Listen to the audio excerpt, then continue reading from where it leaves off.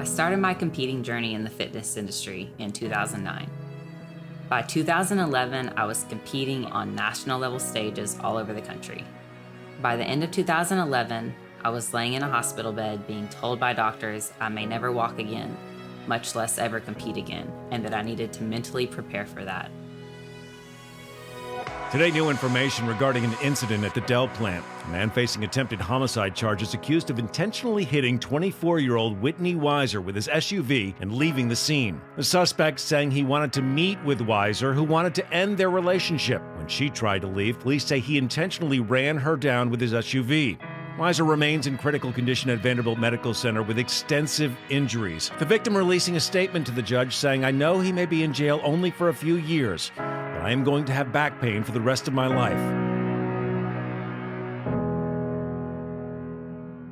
Competing and fitness became the only thing that I cared about.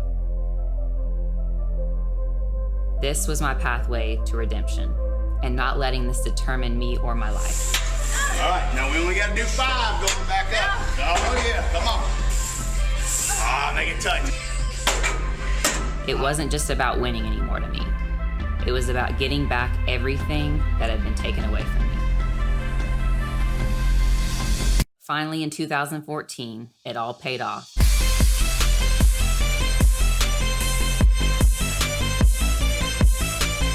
By 2016, I find myself standing on the Olympia stage, competing with the best pro athletes in the world. And I'm looking out over the crowd thinking to myself, I made it.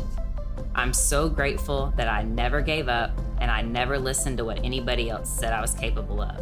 I trusted in God and I followed my passion and I found my purpose. This is my why.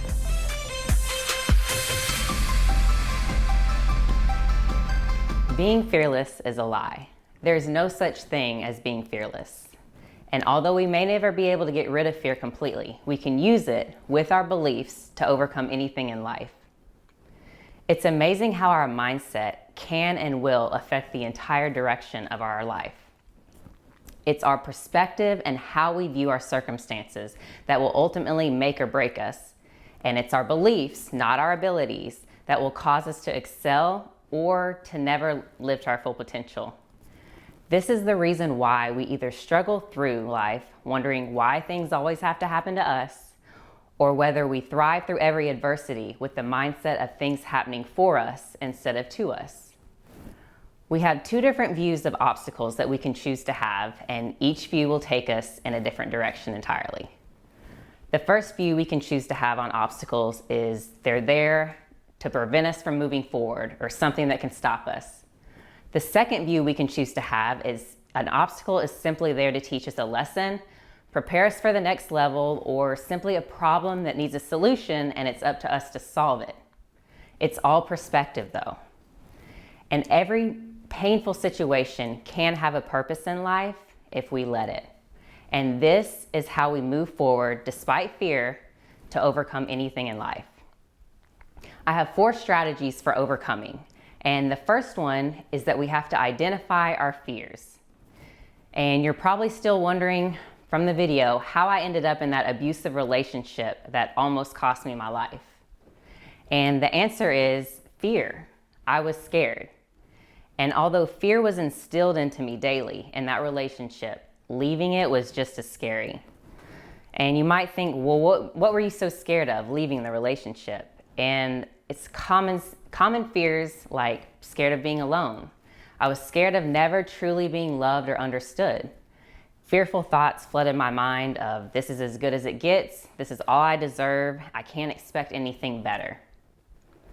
These were all subconscious beliefs that I had about myself from a very deep-rooted insecurity, which is simply a fear of not feeling good enough and not feeling worthy of anything better. Now, of course, I didn't know I felt this way about myself at the time. It took me several years to learn these hard truths about myself, and to even be able to admit them took a lot longer. But that's the first step of overcoming, is to identify our fears and define them clearly. Because something else that I recently learned is that just because we believe something doesn't mean it's true. It's so important to stop our thoughts and examine them and ask ourselves questions like, is this really true? Why do I believe this to be true, and what does God say about this? Because the fact is, God doesn't make unworthy people. So after you identify your fears, you have to learn to move forward despite them by controlling your mind and your emotions. And I feel like we've lied to ourselves in recent years with such a hyper focus on our feelings. You would think that our feelings are in control of us instead of the other way around. We're told to honor our feelings and do whatever we feel good about. But what we've forgotten is that we are in control of our feelings. They do not control us.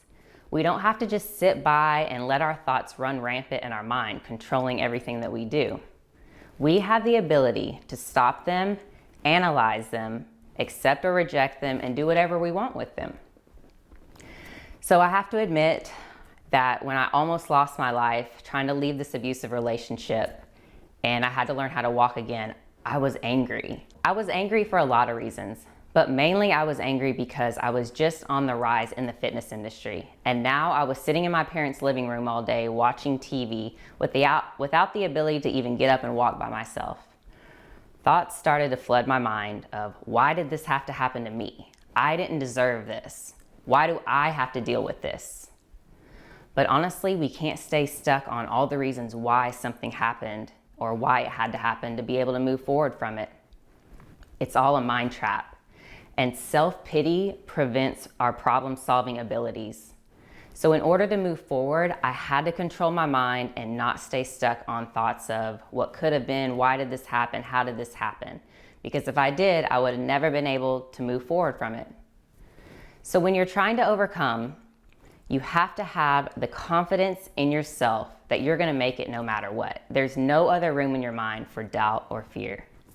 And I had to have hope in God that He would redeem everything. And I had to believe in myself. So I just kept fighting relentlessly to beat the odds. When I finally stepped back on stage, my biggest fear was realized, and I didn't even place at the national level show that I had won the previous year. I came face to face with what I had feared the most, and that was that I would never get my same life back, and I'd never be back the same to what I was before this happened to me. But this taught me something valuable, and it developed my character deeper. I learned resiliency. Resiliency is the ability to recover quickly from setbacks and keep going despite defeat without a loss of enthusiasm or passion. And that was hard, and I can't say I was enthusiastic the whole time, but over the next few years, working my way back to the top, it took a level of resiliency that I didn't have before.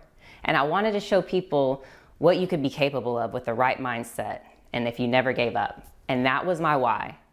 Which brings me to my third strategy for overcoming, and that is to pursue a purpose.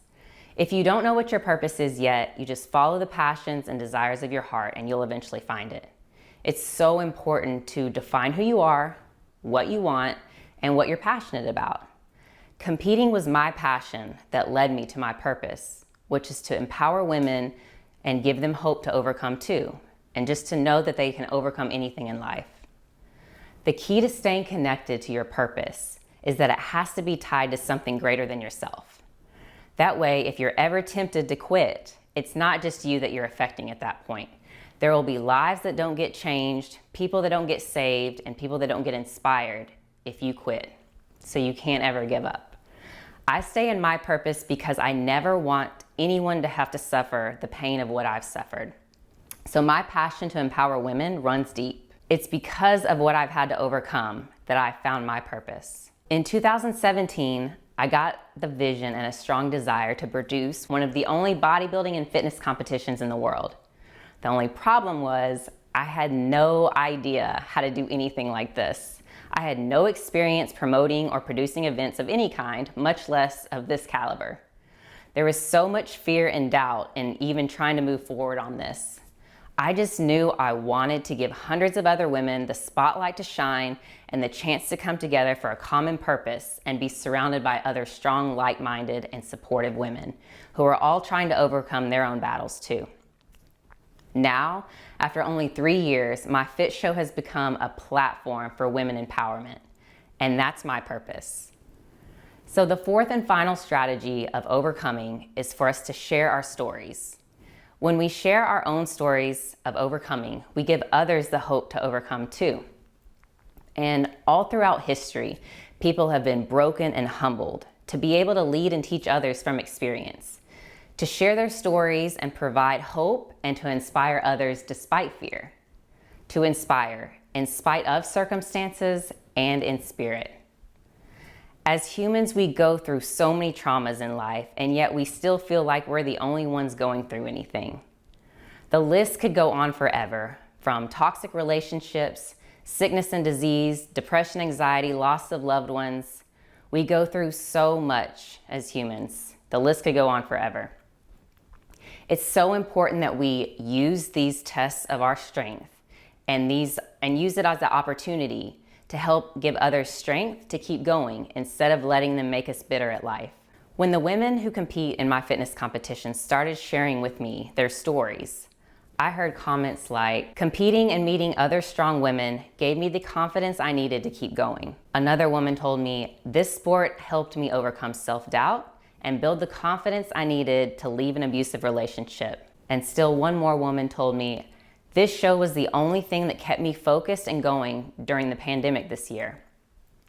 It was then I realized that stepping on stage for a lot of these women was that moment of overcoming for them.